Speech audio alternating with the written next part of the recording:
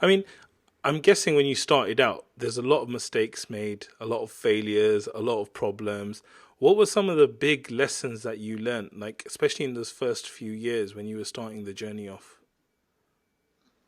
It's a really good question. I, I I'm not going to answer the question you want exactly, Sure. but I'm going to say looking back, I think one of the lessons is I like to actually look at what worked. I mean, it's kind of against all odds. Here we are, right? We have a company with over $1 million of revenue and a team of like a couple dozen employees spread across the world. Like it's like, whoa, like how did we get here, right? Honestly, sometimes I don't like to reflect too much on our success because I don't want to be satisfied with it. But it's like how do we get here? And I think early on, one of the things I was very fortunate about was to find just the best co-founders and the Mm, best early team to help build this company. Very blessed by Allah for that because I've met so many other entrepreneurs who have nightmare stories with their co-founders, yeah. or they're in it alone. They can't really get anywhere. And so I think I don't want people to look at LaunchGood and be like, wow, it's so successful because of Chris. It's probably so successful despite me, to be honest, right? Yeah. It's a co-founders and Manny Kalawi and Mohammad and all these other people that have helped build it.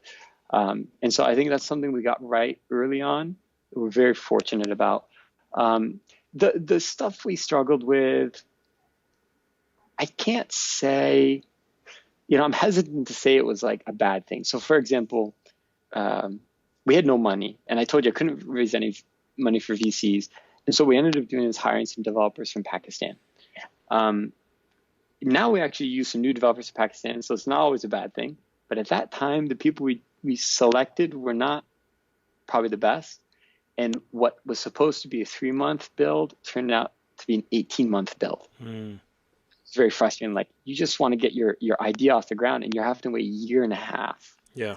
But in hindsight, the reason why I said not so bad, because maybe if we had launched after 3 months, the market wasn't ready for the idea and it would have taken too long to Yeah. get to generate revenue.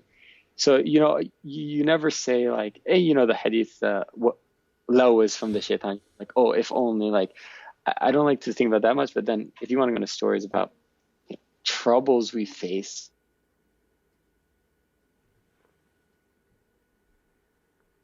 hit your goal, it would start counting down. So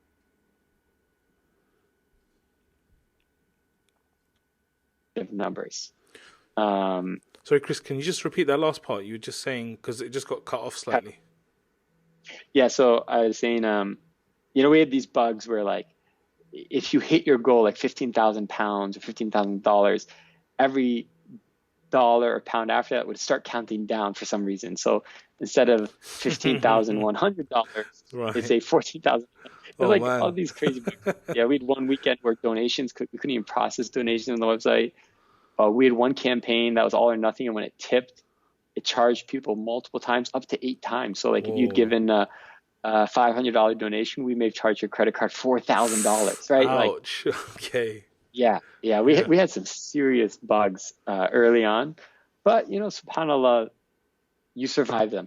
You Mm. know, you there's one of the people I love to read. His name is Paul Graham. He's like kind of like the guru of startups in Silicon Valley, and he said, after working with the founders of Airbnb and Dropbox and Stripe and all these amazing companies, the essential quality of a successful entrepreneur comes down to this: relentlessly resourceful.